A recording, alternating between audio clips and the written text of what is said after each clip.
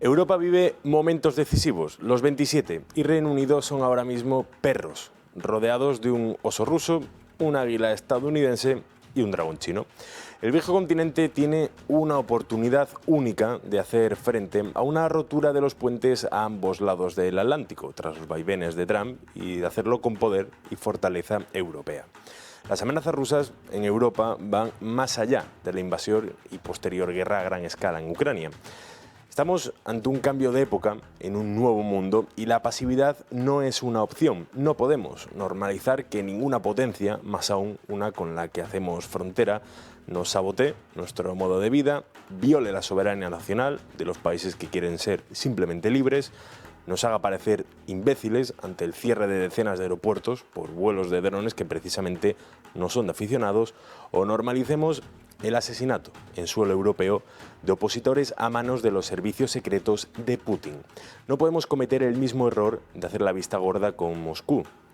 Se anexionaron territorios ucranianos en 2014, en 2018, y después estamos celebrando un mundial, ese en 2018, en Rusia. Es un país vecino, ahora mismo molesto, como lo fue Alemania o Francia en sus años, pero los gobernantes se van y el pueblo pues se queda. No podemos ni excluirlos ni obviar que en muchas ocasiones sus tentaciones y juegos geopolíticos son un peligro para nuestro continente. Rusia es rehén de un señor desde finales del siglo XX y el pueblo ruso merece conocer la democracia al menos una vez en la vida. Hoy nos vamos detrás de las amenazas rusas en Europa.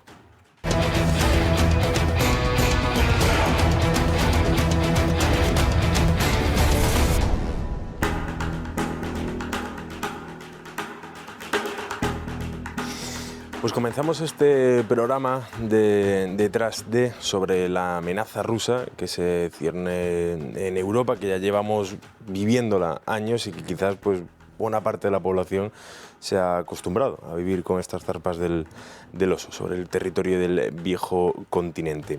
Hoy contamos con una participación muy especial. Es una persona que conoce Rusia, que ha estado allí, que ha sido expulsado, también lo trataremos eso al final de la entrevista. Su nombre es Xavier Colás, periodista del Mundo y ex corresponsal en Rusia. ¿Qué tal? Bienvenido, muchas gracias. Hola, encantado.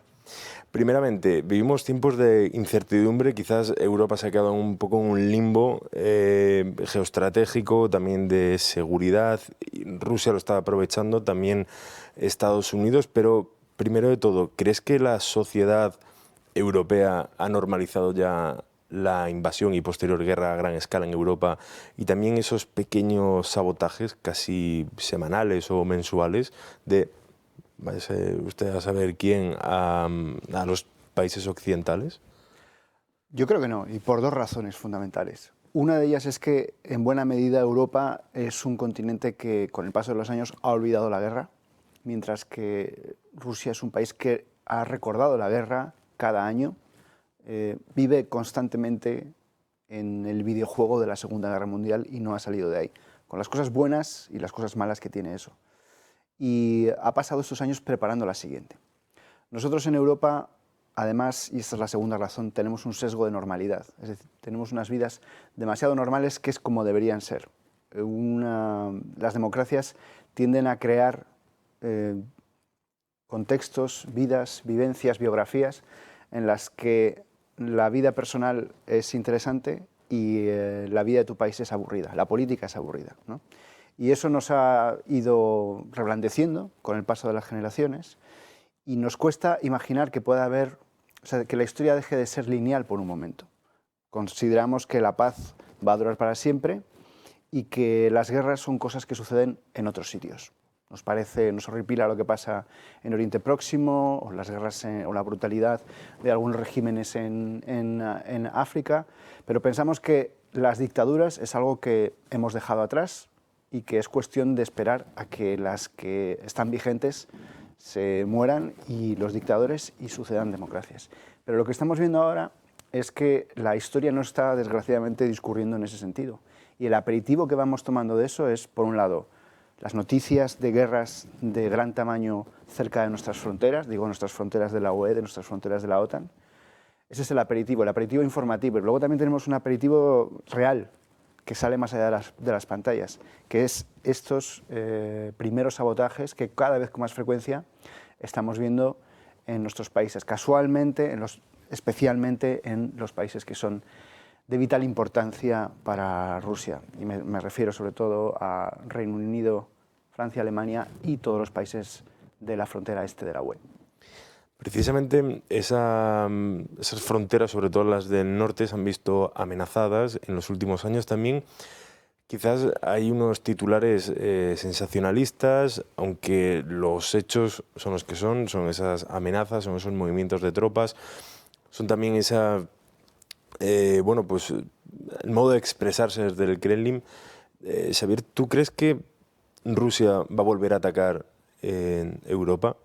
Bien sea territorio OTAN, otros territorios como por ejemplo se me ocurre Moldavia, ¿no? Que estuvo un montón de meses sonando con esa zona de Transnistria, Georgia también. ¿Crees que va a volver a meter el otro zarpazo a la soberanía de un país bien europeo o que quiere ser libre y acercarse a Occidente?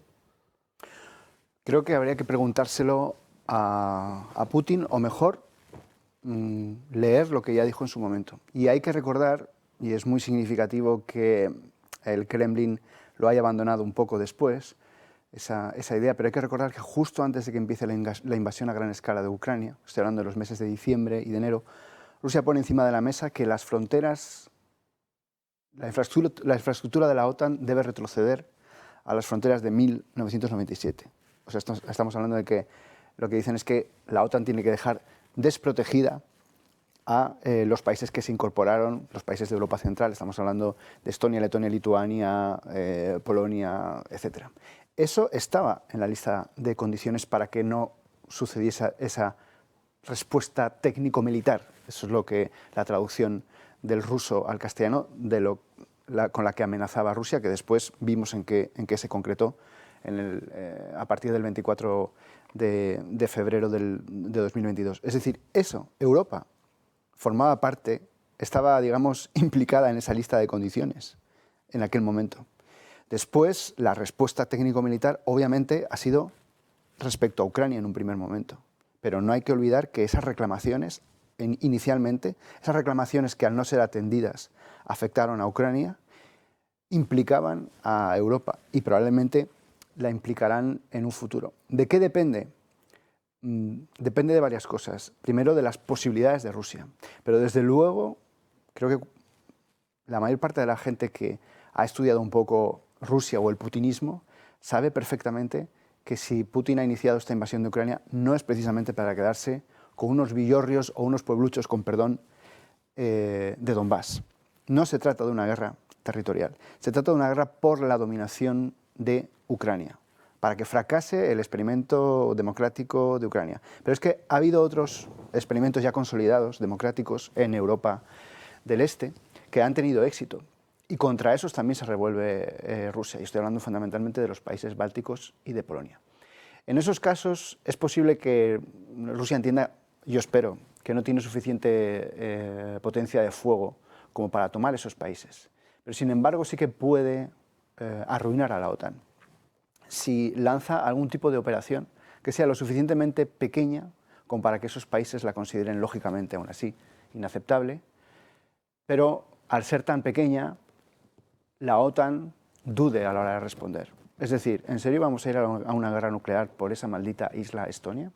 ¿En serio vamos a ir a una guerra nuclear porque Rusia ha tomado unas infraestructuras en el sureste de Letonia? Decía von Clausewitz que cualquier invasor es pacífico desde el punto de vista que le gustaría ocupar el territorio sin recibir resistencia, ¿no? Sin que nadie opusiese resistencia. Y esa va a ser la postura de Rusia si ven una oportunidad. Es decir, otra invasión menor que la de Ucrania, pero colocando a la OTAN y a los países que la forman en una disyuntiva muy difícil, esperando que la OTAN dude. Y si la OTAN duda, entonces los países de Europa Central sabrán que están desprotegidos, aunque la OTAN siga existiendo. Hablas de Europa, por ende hay que hablar también de la OTAN. ¿Qué respuesta puede dar el viejo continente? ¿Qué respuesta pueden dar los miembros de la OTAN en Europa, sobre todo tras los vaivenes de la administración Donald Trump, con el tema de Rusia. La guerra en Ucrania ya es más larga que la Primera Guerra Mundial. Trump dijo que la acabaría en 24 horas, se la ha atragantado esa promesa electoral, eso es una realidad palpable. Tiene sus días de amor y de odio con Donald Trump, quizás ellos se entiendan bajo la mesa, pero Europa ahora mismo, más allá de comunicados, más allá de frases quizás vacías para muchos, no ha dado una respuesta clara. Macron hace unos años hablaba de muerte cerebral de la OTAN, no aumentó esa fantasía quizás para muchos, sobre todo para personas como Borrell del ejército europeo. Se ha quedado también estancado, lo hemos visto ahora con el proyecto del caza que iba a igualar al F-35. ¿Qué pueden esperar los ciudadanos europeos, tanto de la defensa europea de la OTAN como de la propia Unión Europea? Bueno, lo de que Trump quería acabar con la guerra de Ucrania en 3 días y no puede, eso es una buena contestación a los que llevan tiempo diciendo que esto es una proxy war entre Estados Unidos y Rusia. Bueno, pues fíjate que si no es una proxy war, que uno de los agentes de esa supuesta proxy war, Estados Unidos, no ha conseguido terminar esa guerra por su cuenta, ¿no? Esta guerra es una invasión de un país por otro, es decir, una invasión de Ucrania por parte de Rusia. Lo que puede hacer Europa, que es mucho más fácil de decir que de hacer, pero es sobre todo generar disuasión en el corto plazo. Es decir, convencer a Rusia de que no sería fácil y de que tendría unos costes importantes para Moscú. Cualquier aventura bélica en cualquier país que Moscú piense por un momento que puede ser abandonado, digamos, por el resto de los socios de la alianza en favor de seguir disfrutando de la paz 10 o 20 años más. Ya vimos en los años 30, 40 que eso no funciona normalmente, ¿no? Generar disuasión básicamente es invertir en armamento y en ejército. En esas armas que algunas veces se quejan de que luego al final no las usamos, de eso se trata, de tener armamento para generar disuasión y no usarlo jamás. Año a año, década a década, ir generando una disuasión para que cualquier potencial enemigo sepa que si nos ataca lo pagaría caro, pero siempre con la esperanza de que al final esa guerra no haya que librarla. Y en segundo lugar, porque si en algún momento hay que luchar, siempre es mejor tener unos arsenales que no tenerlos, tanto si hay que luchar como si hay que ayudar a algún socio o aliado. Ucrania durante unos años ha estado recibiendo no toda la ayuda que necesitaba, pero buena parte de ella, pero en gran medida debido a que durante varios años habíamos vivido un escenario de paz, es decir, estaban nuestros depósitos de munición llenos. Pero eso no va a ser siempre así. Y puede llegar un momento en el que, aunque no se trate de luchar o no luchar, sino que quieras entregar algo de armamento para un amigo que lo necesita y no lo puedas dar sencillamente porque no lo tienes. El mercado de las armas, además, en contra de lo que la gente cree, no se trata de una industria armamentística que esté continuamente buscando compradores.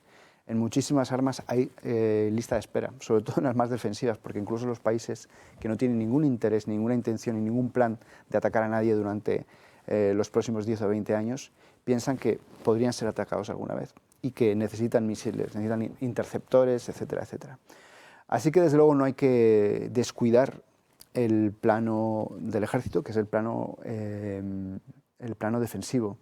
Y por lo demás, tratar de que la diplomacia y la Unión Europea y las alianzas sigan siendo más robustas en nuestro lado que en el de los demás. Esas alianzas, Xavier, yo desde mi punto de vista creo que en ocasiones han fracasado o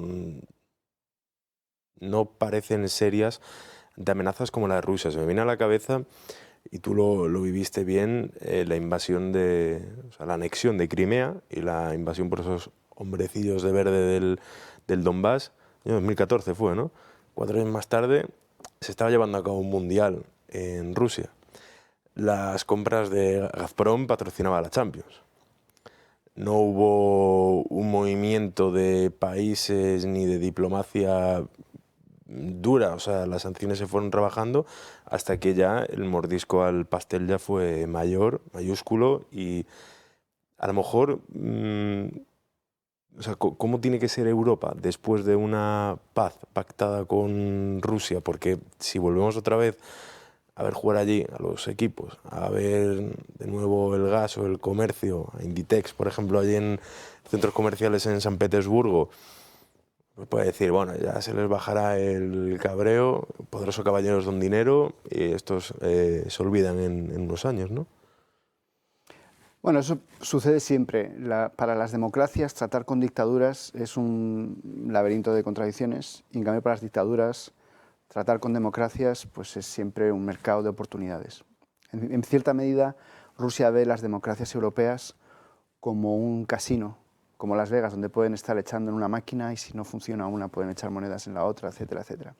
Porque estamos continuamente cambiando nuestros líderes, porque nuestras opiniones públicas tienen mucha influencia en los gobiernos, porque todo es mucho más voluble y cambiante. En cambio, Rusia es un país donde aparentemente el gobierno consigue que no pase el tiempo.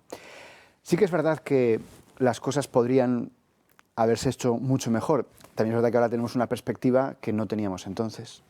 Yo estaba en Crimea cuando fue anexionada y estaba sentado en el estadio de Moscú cuando Rusia eliminó a España del Mundial, en el 2014 y en el 2018. He estado en esos dos momentos. No me parecía la mayor contradicción que estaba viviendo. Sí que me parecía una gran contradicción que no hubiese una solidaridad estable, prolongada y realmente significativa con Ucrania. Porque, como decía, igual que ocurre con los países productores de petróleo o con cualquier país del que nosotros recibamos turismo, etc., los negocios siempre se imponen en determinados ámbitos, ¿no? Pero la propia anexión de Crimea y esa guerra negada tantísimas veces por Rusia, como si no tuviesen nada que ver, que es la guerra de Donbass, deberían haber despertado a muchísima gente, no tanto o no solo sobre los negocios que podemos o no podemos hacer, sino en cómo tenemos que proteger nuestro continente para que eso no se extienda más. ¿Hemos hecho lo suficiente? Bueno, los siguientes años lo dirán. Desde luego, si hubo un momento en el que muchísima gente despertó, fue en el año 2022, con ese avance tan ambicioso, tratando de llegar incluso hasta Kiev. Yo también, lo mismo, estaba en Kiev en ese momento cuando empezó la guerra. Yo creo que en ese momento sí que en buena medida Europa despertó, porque entonces sí que vimos ciudades arrasadas, sí que vimos masacres. Un país, exactamente, masacres, un país destruyendo al otro. 2014 es que fue muy tramposo, porque en buena medida consiguieron armar revueltas en algunas ciudades y después, solo después, proteger esas revueltas, esas tomas de ayuntamientos, de gobernadurías, protegerlas por las armas. En algunos sitios funcionaron, como en Donetsk y en Lugansk, en otros no funcionaron, como por ejemplo en Odessa o en Kharkiv, ¿no? Pero fue más difícil entender exactamente lo que estaba pasando para la opinión pública. En cambio, los edificios destruidos, vacíos por dentro, que hay ahora en todo el este de Ucrania, hablan por sí solos.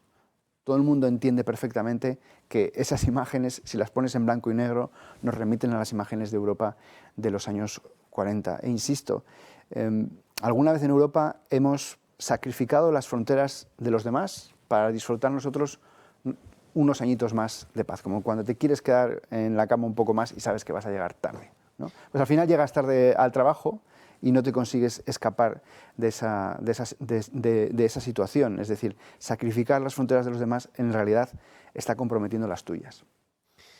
Pues vamos a hablar de Putin, vamos a hablar también de Rusia justo después de publicidad, y también vamos a tocar brevemente cómo toda esta guerra de Ucrania ha trastocado un poco el panorama político interno en Europa, donde muchas fuerzas que se pensaban, en el caso de Giorgia Meloni, más cercanas al Kremlin, con un pasado, se han visto entre la espada y la pared y decantándose por esa, a priori, seguridad europea.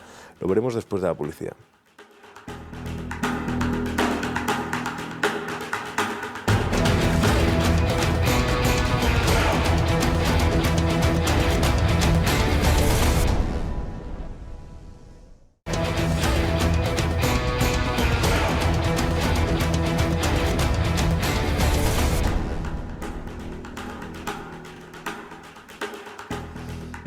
Pues ya estamos de vuelta. Antes de ir al Kremlin, antes de ir a Moscú y ver la imagen de Putin, que ha moldeado el país más grande del mundo a su antojo y semejanza en todas estas décadas, vamos a hablar primero, Xavier, sobre algunas fuerzas europeas, tanto de izquierda como de derecha, que quizás en un pasado estaban cercanas a la órbita del Kremlin, pero que luego en algunos momentos han dado ejemplo y han creado también sus propias grietas entre ellos sobre, bueno, pues cómo se ha violado la soberanía nacional de un país, tanto que muchas se defienden, ¿no?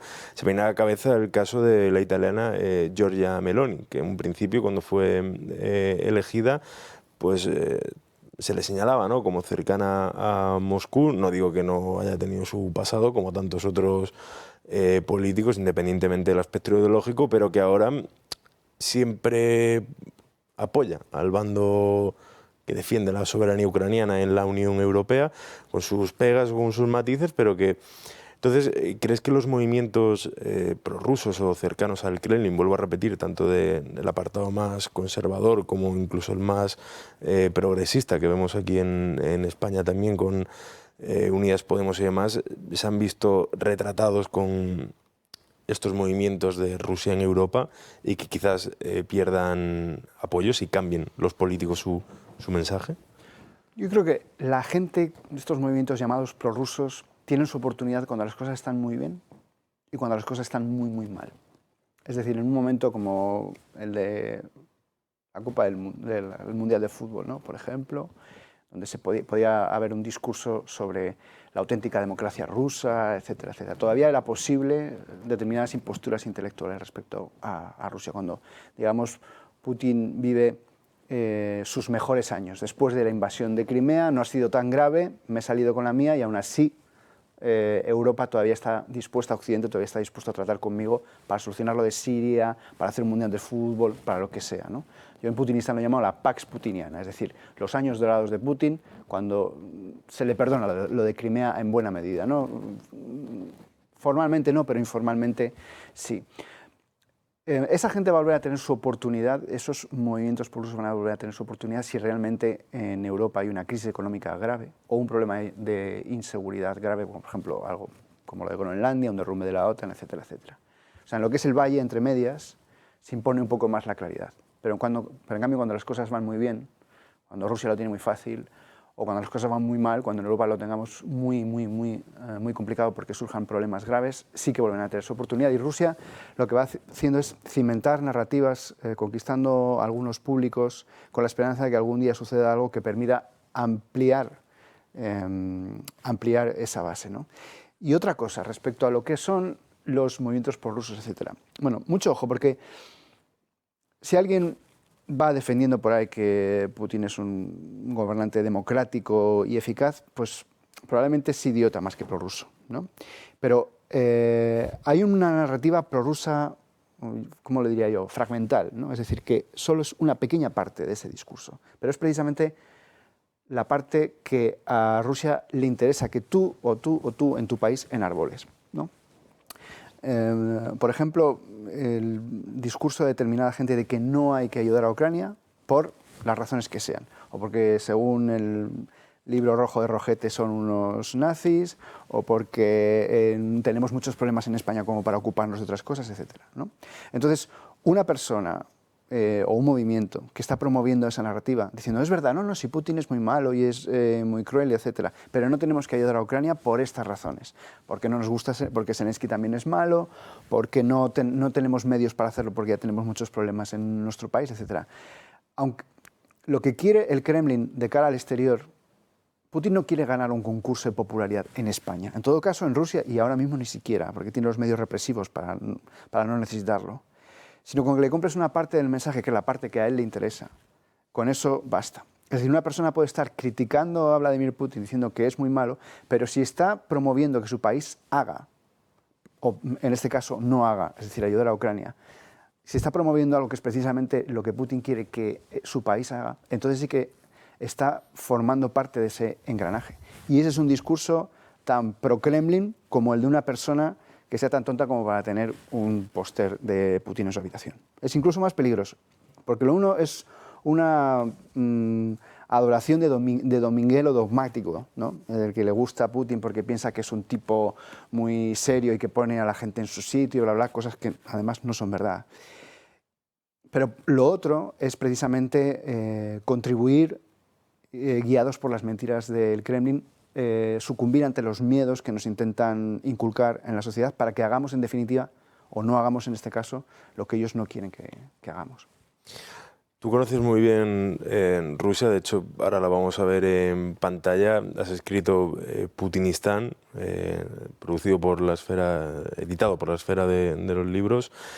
En este país, ¿cómo lo ves a Rusia, el país más grande del mundo, después de la guerra de Ucrania? ¿Cómo lo ves después de ese régimen de Putin? Tú fuiste allí expulsado junto con otros tantos compañeros que a lo largo de los años han sido señalados y posteriormente expulsados por Rusia.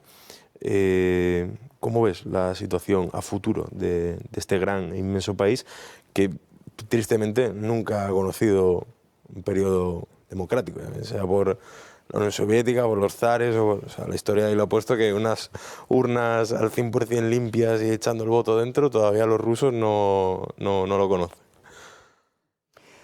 Bueno, es difícil saber lo que ocurrirá cuando Putin no esté. Todo el mundo sabe que no ocurrirá nada mientras Putin esté. Los límites del régimen son ahora mismo biológicos. Creo que una de las cosas que veremos en los próximos años es que hay dos putinismos. Hay el putinismo de los convincentes y el de los convencidos. Los convincentes casualmente suele ser gente que tiene la misma edad que Putin. Es decir, la gente que ha consumido esa propaganda y se la ha creído y la ha irradiado a los demás. Es una posición más sencilla, porque quieren llevarse el despacho y las riquezas al cementerio, no creen en un más allá. Es por eso por lo que es un régimen que, aunque presume de ortodoxia cristiana, en realidad es muy nihilista y muy basado en el dinero, ¿no? No se parece para nada ni al franquismo ni al nazismo en ese sentido. Entonces está esa franja de putinistas con la misma edad que Putin, que no piensan demasiado en lo que pasará después. Y luego hay muchos putinistas que son, cuando digo putinistas, digo gente del sistema, sí. ¿No? Putinistas sentados en su casa de 20 metros cuadrados, ¿no? Hay gente que tiene bastante menos edad que él. Y va a llegar un momento en el que esos dos equipos van a tener alguna divergencia. Porque uno de los puntos débiles de las dictaduras, de todas, es la sucesión, que es muy difícil prolongarlas. En las dictaduras los mandatos son muy largos, la gente está mucho tiempo en el poder, y los regímenes son cortos. En cambio, en las democracias, los mandatos de los primeros ministros normalmente pues, no duran tanto, pero todo el mundo sabe que cuando llegue el siguiente presidente las cosas no van a cambiar demasiado, ¿no? Y eso se va a convertir en un problema, entre otras cosas, porque la dictadura de Putin ha cometido el error de no generar esa seguridad jurídica en cuanto a las propiedades, por ejemplo. En Rusia no se sabe muy bien de quién son las cosas. El reloj, por ejemplo, que lleva Dmitry Peskov, el portavoz de Putin, equivale a no sé cuántos meses de su salario oficial. Todos sabemos que ese reloj no se lo ha comprado con el salario que viene en el BOE ruso, ¿no? Esto que digo es un pequeño detalle de un inmenso tinglado imposible de desmontar. Es una de las razones por las que es casi imposible una transición democrática en Rusia, porque está tan entreverado el trabajo que haces, el dinero que recibes, cuáles son tus propiedades, que no te las mereces, de dónde las has sacado. Es decir, no hay nada legal. En Rusia no hay nada legal. Entonces, perder el poder significa perder las posesiones, un riesgo alto de perder las posesiones, un riesgo alto de acabar en la cárcel, ¿no? Digo que es muy difícil una transición en Rusia basado en mi experiencia y en este tinglao que estoy contando, ¿no? Es que realmente no se les puede sacar del poder porque no perderían solo el poder, y eso lo saben ellos mejor que nosotros, ¿no? Pero también sí que creo que es un error decir es imposible la democracia en este lugar o es imposible la democracia en este otro lugar. Es un error tan grande como decir que es imposible la dictadura de nuevo aquí o en otro país de nuestro entorno, en esas democracias que consideramos eternas. Gran error, y lo estamos viendo con Estados Unidos, ¿no? La democracia también puede tener su oportunidad en Rusia si un día la gente se da cuenta de que la dictadura no funciona. El gran momento de las democracias es cuando la gente se da cuenta de que la dictadura no funciona y no se puede prolongar. Entonces, todo lo que era negro es blanco y todo lo que es blanco es negro. En España hubo un momento en el que la gente realmente entendió que el franquismo no podía seguir. Incluso desde dentro del franquismo se entendió. Si un día llegan a la misma conclusión, aunque habrá muchas dificultades, pero sí que habrá una oportunidad, habrá una ventana de oportunidad como la hubo en los años 90. Desde luego que salió mal. El hecho de que saliese mal también es una prueba de que, o sea, es un indicio de que también puede salir bien. Es decir, fue necesario que fracasase la democracia en Rusia para que fuese posible la dictadura. Es decir, si funciona un día la democracia, puede ser posible un régimen democrático allí en Rusia. Pero es fundamental que Europa siga siendo democrática. Si un día realmente no hay un espejo democrático donde mirarse, si de aquí a unos años hemos empezado guerras civiles entre nosotros, hemos entrado en un conflicto grave con Estados Unidos, la Unión Europea se ha desmoronado, la OTAN se ha fragmentado, han surgido regímenes autoritarios, no sé, en Francia, en Alemania o en el Reino Unido. Si realmente la democracia europea acaba en caos, entonces sí que será imposible que Rusia escoja el camino democrático. Lo cual no significa que vuelva a haber otra dictadura hiperlarga e hiperestable como ha sido la de Putin. Puede darse un escenario directamente de guerra civil, muchísimo peor. Es una de las razones por las que nos conviene conservar nuestra democracia para no contagiar el caos a los vecinos como el caos están intentando contagiar nuestros vecinos a otros lugares. Entonces quizás pasemos un día de Putinistán a Rusia, directamente, ¿no? Sí, el nombre de Putinistán precisamente era porque al principio pensé en poner un subtítulo, el presidente que se comió un país. Putin toma el poder en Rusia en un momento en el que el país está un poco perdido, porque la Unión Soviética ha terminado y Rusia no se reconoce mucho a sí misma en el espejo. Y creo que eso fue una gran muestra de habilidad por parte de Putin, inventarse un país, ¿no? No inventarse, pero es como el tipo que viene a casa y te hace 8 chapuzas y te soluciona la cocina más o menos. Te arregla el fregadero, te pone una goma en el frigorífico para que no haga ruido, etcétera, etcétera. Y eso es lo que hizo Putin. Les habían colocado a los rusos un himno que no les provocaba nada y él regresó al himno soviético, pero le cambió la letra. Ese tipo de cosas, ¿no? Él evitó condenar a Stalin, pero al mismo tiempo ensalzó su labor en la Segunda Guerra Mundial. Enterró el mito fracasado del comunismo, por eso enterró 1917, pero también evitó enterrar a Lenin porque sabía que mucha gente sentiría que su vida había sido una mentira si un día veían que enterraban a Lenin. Y descubrió un mito muchísimo mejor, que unía mejor a los rusos. En lugar de 1917, que se refiere a guerras de clase, persecuciones a veces a la iglesia, a los disidentes, etc., el mito de la victoria, el mito de 1945, porque es el momento favorito, el ingrediente favorito de los rusos. Es decir, moldeó un país que se parecía, en cierta manera, a lo que los rusos llevaban por dentro. Lo que pasa es que, sin contrapesos, con una prolongación indeterminada en el poder y con el protagonismo de los servicios de inteligencia, la eliminación de la competencia política, etcétera, bueno, un montón de ingredientes que tendríamos que estar toda la tarde para analizar, el camino hacia el totalitarismo, la verdad es que estaba escrito. Por eso, al final, Rusia no fue posible después de la URSS, sino que fue posible Putinistán. Pues podríamos tener el programa más largo del mundo para hablar sobre el país más grande del mundo, pero bueno, de momento esta parte del análisis la tenemos que dejar aquí. Muchísimas gracias, Xavier Colas, periodista de El Mundo y autor de Putinistán, de la esfera de los libros. Muchas gracias por estar aquí. A vosotros. Y vamos a hablar después de la publicidad sobre una mención que comentaba Xavier, que son esos disidentes, y cómo también en Europa pues quizás hemos normalizado que en ocasiones se envenenen botellas de agua o vasitos de té y haya ajustes de cuenta entre el Kremlin y los disidentes o los opositores. Lo vemos ahora, no se lo pierdan.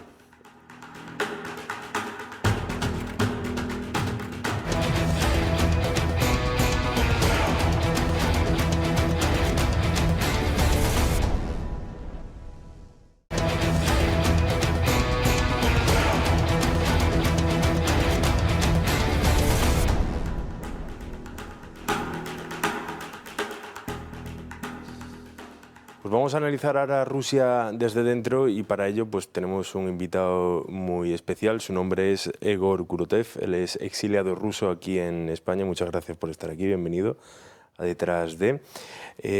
La primera pregunta que le quería hacer, ¿cómo ves a la Rusia actual de Putin? Tú te exiliaste y ahora mismo ¿cómo ves tu país desde fuera? Yeah, so Sí. Bueno, as you mentioned, I como was has mencionado, lots of people, mucha gente, hundreds of thousands of people, cientos de Russians miles left Russia, de rusos han dejado Rusia, even before their full-scale invasion, incluso antes de la invasión a gran escala de Ucrania, because all major opposition organizations porque todas las organizaciones y los medios independientes was already banned. ya habían sido prohibidos. And me, my colleagues, Y and all yo of us y mis who colegas, were todos labeled as nosotros, foreign agents, or se nos extremists, calificó como terrorists, agentes externos, como terroristas, just for taking part in protest rallies, simplemente por participar en writing manifestaciones on Facebook o por poner algo en Facebook or Twitter. o Twitter. And for Y this, por attempts to protect estos our intentos rights para proteger nuestros and derechos, rights of Russians, los derechos de los rusos, all of my colleagues were todos nuestros banned colegas and, fueron pushed prohibidos out of the country. y les echaron del país. We have around 1,800 political prisoners. Tenemos como a 100.000 prisioneros políticos And after the full-scale invasion y of después de la Ukraine, invasión which were a gran escala de protested by Ucrania, many Russians, que ha sido protestada por muchos rusos, we saw the major Vimos exile. Russians started fleeing the country. Around 1 million cómo people left. Rusia estaba haciendo al país arder. Yeah, and around 1 million people left the country. Alrededor de 1 millón de personas abandonaron el país. They're based in Germany, in Lithuania, Ahora in están Spain, en Alemania, en other Lituania, European en countries, España, en muchos otros which países provides security. que les dan seguridad. And unfortunately, the Y desafortunadamente la represión está en todos los lados. No puedes, en Rusia no puedes hablar así. Y no importa el tema del que estés hablando, no importa la ideología que escojas, si no apoyas el gobierno, no puedes hablar, ni escribir en redes sociales. Así que esta es la situación de Rusia. Una crisis económica después de la guerra. Es enorme ya. Está subiendo todo en los precios de todos los alimentos, de cualquiera de ellos. El miedo y la guerra, que está destruyendo las vidas de ucranianos inocentes y, por supuesto, destruyendo la vida de los rusos. Leí hace I read tiempo some time que ago that es verdad que Rusia no ha It's tenido true una that democracia. Russia doesn't have a Nunca, democracy, o sea, que never. nunca los rusos han It has votado never. Russians could democráticamente. never vote in a democratic way. Hemos visto We've cambios seen en Siria. changes in Syria, Venezuela. in Venezuela. ¿Crees que los pueda haber en Rusia dentro de poco cuando se vaya Putin o ya el país está contaminado? Desafortunadamente, en Rusia, el trayecto político solo cambiará después de Putin. Lo que hemos visto en Venezuela, hemos visto, no sé si es de forma legal o ilegal, secuestrar a alguien. Quizá la mayor parte de los venezolanos están felices. Eso no se puede hacer en Rusia. Putin está protegido por miles de personas y no puedes secuestrar a Putin, desafortunadamente. Y con respecto a otros países en los que estamos viendo revoluciones, en los que estamos viendo cambios, en Rusia, cuando empiezas a salir de tu casa para formar parte de algún tipo de evento de protesta, ya estás detenido. Así que crearon durante estos 20 o 25 años, comenzaron a crear lentamente muchas herramientas para evitar que tomes cualquier tipo de acción. Por supuesto, algún día es posible que la gente pueda salir, pero, de nuevo, la situación en Rusia solo cambiará cuando la élite cambie algo. En Venezuela, de hecho, lo que ha ocurrido con Maduro no habría ocurrido sin las corporaciones del gobierno. Así que todos entendemos que el gobierno estadounidense tiene algunas corporaciones con las élites en Venezuela. Así que en Rusia, desafortunadamente, las cosas cambiarán cuando Putin desaparezca de alguna forma. Y la situación actual solo muestra que Putin y su régimen han transformado a Rusia en un sistema militar. Económicamente, en cuanto a la educación, la propaganda, los asuntos sociales, todo está militarizado. Y desafortunadamente para todos nosotros, incluso aunque se solucione el conflicto en Ucrania, Rusia y Putin no van a evitar que la cosa vaya a peor. ¿Cómo es ser opositor en Rusia? Bueno, actualmente todos mis amigos que siguen en Rusia están haciendo todo de forma oculta. Están ocultos, están en silencio, están tratando de organizar algunos eventos, algunas protestas, lanzar canales anónimos de Telegram, para distribuir la verdad sobre lo que está ocurriendo. Pero, por supuesto, es imposible hacer cualquier tipo de actividad pública sin que te arresten o te echen del país. Y nuestro mayor líder de la oposición, que fue nuestro líder durante muchos años, Alexei Navalny, fue asesinado en prisión. Y, por supuesto, fue un gran acto de intimidación. Así que todos entienden que la cárcel no es el final. Incluso en la cárcel pueden matarte. Así que seguimos actuando. Los rusos siguen actuando tanto desde fuera como desde dentro. Pero desde dentro trata más de una comunidad de partido, una actividad de partido.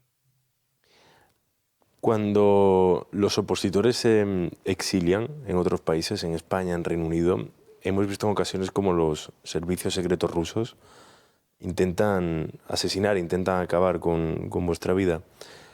¿Os sentís seguros en Europa, fuera de Rusia, y en tu caso aquí, en España? No nos sentimos seguros en ningún lado. Y desafortunadamente no nos sentiremos seguros. No importa en qué país específicamente.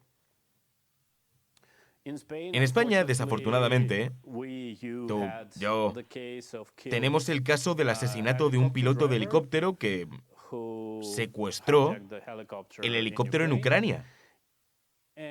Y esto muestra que los servicios especiales rusos, que de hecho no envían a sus agentes a Europa, contratan a criminales locales. Es muy fácil actuar contra mí o mis colegas aquí. Espero que el gobierno español, el que sea, no tengo ninguna prioridad en España,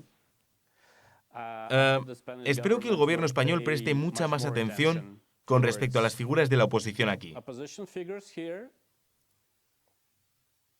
Porque no creo que España quiera tener más casos en los que se ha matado a alguien o casos así. Así que no es seguro. ¿Cómo deberíamos continuar? Pero es que no tenemos otra opción. Como la oposición de Venezuela. Ellos no pueden parar. La oposición de Irán. Ellos no pueden parar. Y nosotros tampoco podemos parar. Aquí en España leí que algunos opositores rusos teníais un problema con el Ministerio de Asuntos Exteriores, ¿no? Con papeleos y demás después de haber pedido aquí asilo político. Sí, no trataba del asilo. Tuvimos un año algo de negociaciones, de forma breve, en algún punto del 2023, con el Ministerio de Exteriores de España, que estaba tratando activamente de prometernos ayuda. Y de hecho, ellos mismos nos ofrecieron esa asistencia para venir aquí, a España. Y cuando vinimos, desaparecieron. Sin ninguna conversación más, sin ninguna ayuda. Así que pasó un año y medio y tuvimos un pequeño movimiento por nuestro lado, porque el gobierno no estaba ayudando. Y para ir terminando, ¿cómo ves a Rusia en los próximos, por ejemplo, 10 años? Hay una guerra de por medio, un Putin que aunque juguetea con esa longevidad perpetua como el líder chino, algún día, pues como todo ser humano, le tocará su muerte. ¿Cómo ves a esa Rusia post-Putin? Bueno, en los próximos años, desafortunadamente, veo una Rusia con Putin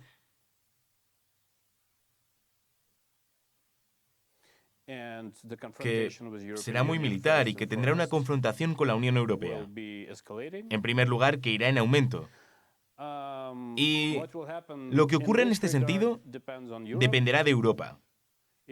Si Europa está lista para defenderse, se podrá defender fácilmente. Europa es mucho más rica, tiene muchos más recursos y todo. Incluso sin Estados Unidos, si hubiese algún problema, Europa estaría lista internamente para defenderse. Con respecto a la Rusia, después de Putin, tras Putin, habrá una transformación técnica para llegar a una dirección técnica, como un primer ministro o algo así. Y después, cualquier nuevo liderazgo tendrá que disminuir el nivel de confrontación, al menos un poco. Y esa será la oportunidad para Occidente, para nosotros y para todos los países pro democracia, para al menos cambiar algo en este proceso. Y al menos detener esta tendencia de escalada. Ese ya sería un buen escenario. Con respecto a transformar a Rusia en un país más libre, no soy tan optimista. Europa tiene un problema con su planteamiento geopolítico, sobre todo lo hemos visto en estos años con Rusia. La administración de Trump no ha ayudado mucho en todo esto. ¿Crees que si Europa, si Bruselas no mejora esos planteamientos, el Kremlin puede aprovechar y meter un zarpazo al resto del territorio europeo? Algún país miembro de la OTAN, por ejemplo, ya lo hemos visto con esas amenazas híbridas e injerencias que ha hecho a lo largo y ancho del territorio comunitario. Honestamente no he entendido la pregunta. Sí.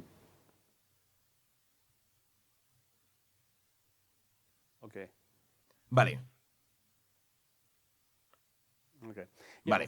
Sí, por supuesto. Depende mucho de la estrategia que utilice Estados Unidos. Por ahora, Europa depende mucho de Estados Unidos. Pero hemos visto que España, Alemania y otros países están hablando de su propia seguridad, tomando su propia responsabilidad. Si a esto le siguen las acciones, Europa puede defenderse fácilmente contra Putin. Así que, ¿es posible que Rusia y Putin intenten invadir la Unión Europea? 100%, sí. Los estados bálticos están totalmente amenazados. Y puede que ocurra algo en no demasiado tiempo. Cuanta mayor crisis tenga Putin dentro de Rusia, más probabilidades habrá de que la guerra llegue a Europa. Porque él necesita algo para distraer a los rusos. Porque no puede solucionar los problemas de forma doméstica. Así que una guerra es bastante probable. Y España no estará involucrada físicamente, pero España tendrá también que contribuir. Y por ello, debería ser la primera prioridad ahora mismo. Estamos viendo extraños casos de sabotaje en los trenes ahora mismo.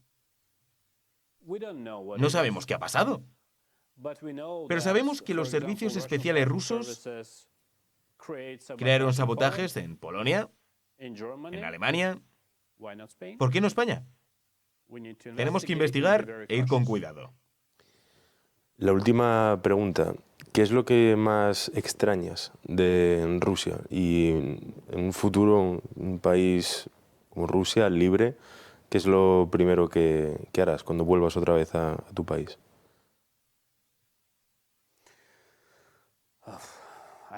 Echo de menos mi hogar. Echo de menos mi ciudad, a muchos de mis amigos que siguen ahí y no pueden abandonar el país. Ya sabes, hay muchas razones. Mis familiares ancianos. No he visto a mi abuelo, que sigue vivo, afortunadamente, desde hace 13 años. Y cuando, por ejemplo, alguien muere en mi familia, no puedo ir para allá. Un funeral, decir unas últimas palabras, nada. Así que, si pudiésemos volver un día, por supuesto, lo primero que quiero ver es mi casa, mis familiares, si siguen vivos. Mis amigos, el poder ir y hablar con mis vecinos. Ya sabes, el sentir que he vuelto a casa, porque ya he tenido que irme a Georgia en primer lugar. Después, la situación política empeoró en Georgia y nos evacuaron aquí. Y España es increíble. Madrid es increíble. Pero te mueves y te mueves y no tienes ningún hogar, honestamente. Es muy difícil. Pero por supuesto no es tan difícil como para la gente de Ucrania, que está siendo bombardeada. Así que esperemos y tratemos de hacer todo lo posible para ayudar a Ucrania también. Y para unir fuerzas con Europa, con España, para defender al menos el mundo libre que sigue en pie. Pues muchas gracias. Thank you so much por estar en este detrás de Egor Kurotev, exiliado ruso. Y bueno, muchísimas gracias también a todos ustedes por seguir este detrás de especial en Rusia, lo que pasa dentro y fuera de este gran y precioso país. Muchas gracias, cuídense y hasta el siguiente programa.